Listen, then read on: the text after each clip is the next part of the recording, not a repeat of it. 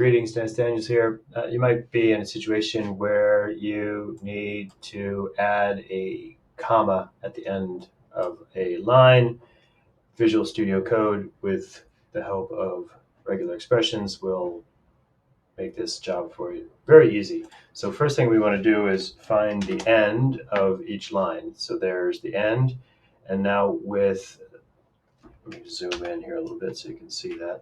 So there's the dollar sign. We use the dollar sign to find the end. Now, if I put the quote at the end, or the quotation marks after the dollar sign, I'm not going to find any results because, well, I need to put the quotation mark before the dollar sign. So anything I want to find before, I need to put in front. So, for example, .com.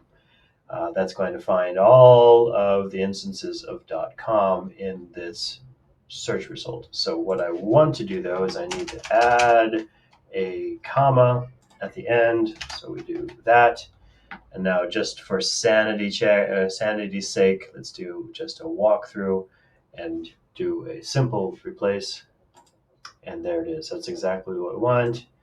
Very good. Now we just click here for replace all, and we are done. It's a simple demonstration of using regular expressions, find, replace in Visual Studio Code. This is Visual Studio Code 1.52.1. All right, thanks for watching and happy computing.